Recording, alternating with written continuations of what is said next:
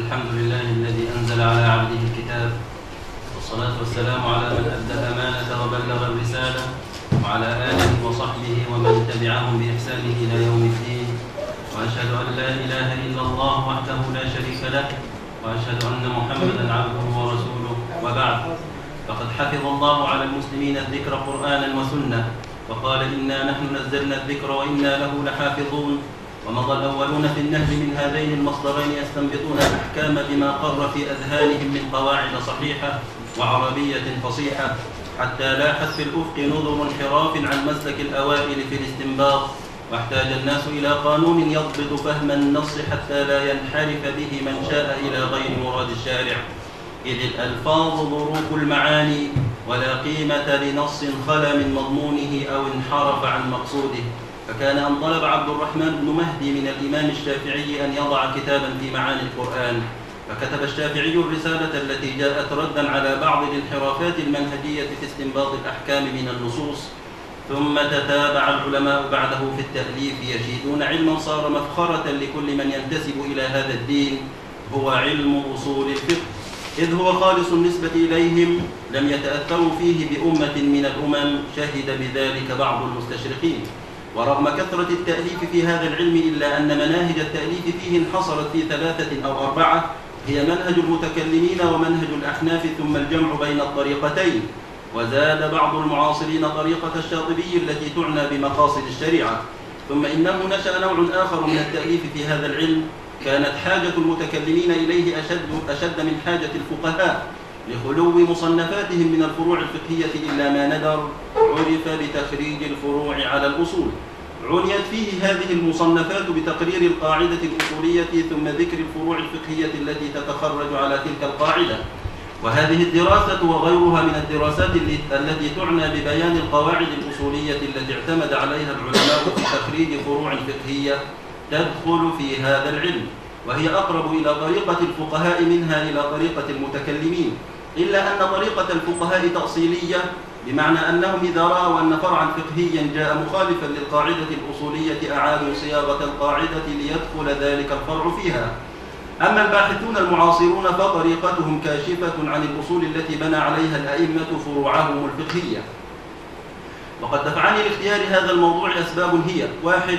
بيان أن الكم الهائل من الفروع الفقهية التي بثها العلماء على اختلاف مذاهبهم في كتبهم لم يكن عشوائيا، بل جاء معتمدا على منهج واضح لدى أولئك الأئمة، وعلى أدلة قارة في ذهن ذلك الفقيه وإن لم ينص عليها أو يصرح بها، بخلاف من غيرهم ممن يخبط خط عشواء فتراه ينقض في فرع ما قرره في الفرع الذي قبله. 2. مكانة ابن النجار العلمية، إذ نستطيع أن نقول غير مجازفين إنه معتمد متأخر الحنابلة. 3.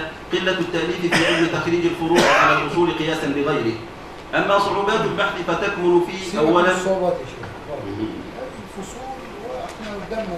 منهج البحث. تضافرت عدة مناهج حتى نجز هذا البحث واستوى على سوقه، وهي كالآتي: 1. المنهج الاستقرائي، وذلك بتتبع القواعد الأصولية التي خرج عليها ابن النجار فروعا فقهية. 2. المنهج الوصفي، وذلك بعرض آراء ابن النجار كما جاءت في كتبه، وكذلك الحال بالنسبة لأئمة المذاهب الفقهية قبل التعرض لتلك الآراء بنقد أو تحليل.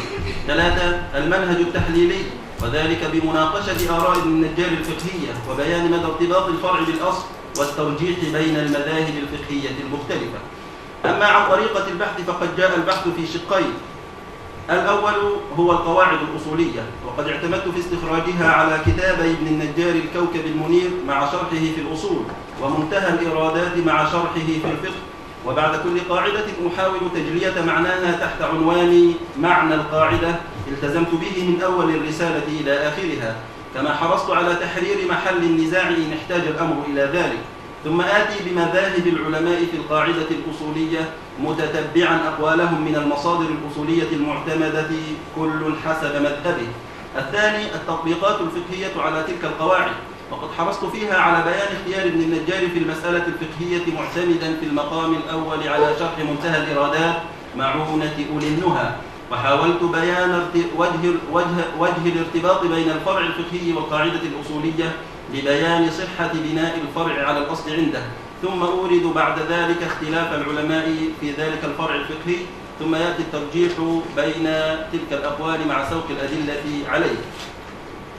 وهنا ألفت النظر إلى 3 فروع وردت في الرسالة تتعلق بالإماء والعبيد لأبرئ ساحتي وساحة فضيلة المشرف من اشتمال الرسالة عليها، فما زلت أذكر تعليقاته على الطبعة الأولى للرسالة من مثل ما لنا وللإماء لا يوجد إلا هذا المثال يحذف، وقد كانت الفروع المتعلقة بهم أكثر من ذلك فحذفتها، واستأذنت فضيلته في إبقاء هذه 3 الفروع لعلتين: الأولى لأن أحد هذه الفروع هو التطبيق الوحيد على القاعدة وحذفه يؤدي إلى حذف القاعدة بالكلية.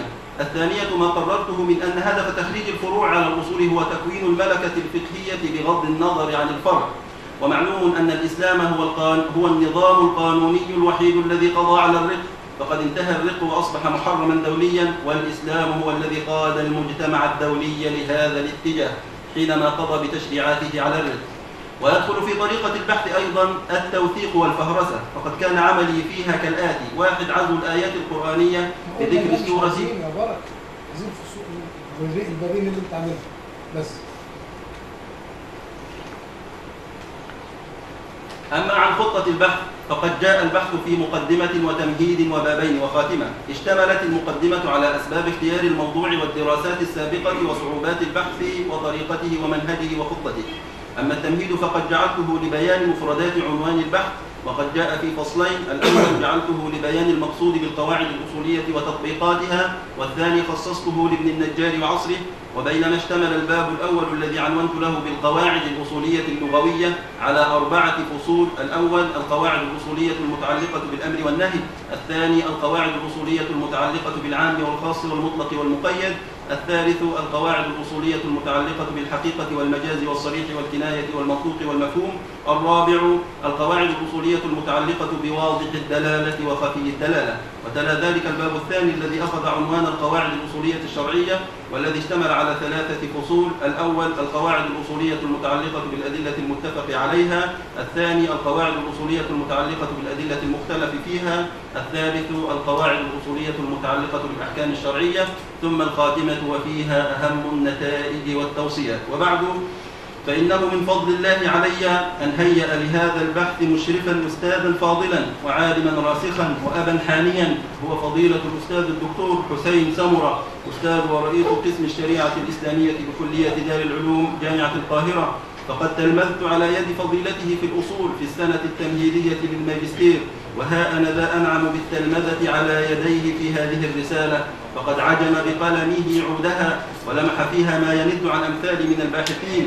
فالله أسأل أن يجزيه عني خير ما جزى أستاذا عن تلامذته، والله أسأل أن يجزيه عني خير ما جزى أستاذا عن تلامذته.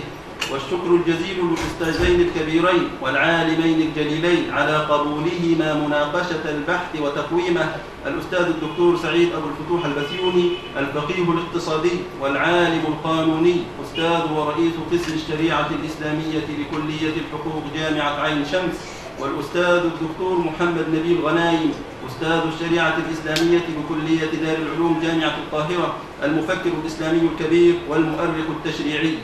ثم إلى سبب وجود والدي الكريمين اللذين كان لدعائهما لي ورضاهما عني أثر كبير في أن من الله علي بإتمام هذا البحث. ثم إلى التي أكلت الرسالة كثيرا من حقها زوجتي وسكني، وإلى خالتي والخالة التي قطعت كل هذه المسافة لمؤازرة ولدها، وإلى الحضور الكريم من إخواني وأصدقائي وأبناء محافظة الذين أتوا ليشاركوني هذا اليوم. شكر الله لهم جميعا وجزاهم عني خيرا، وصلى الله وسلم على سيدنا محمد وعلى آله وصحبه أجمعين، والسلام عليكم ورحمة الله وبركاته.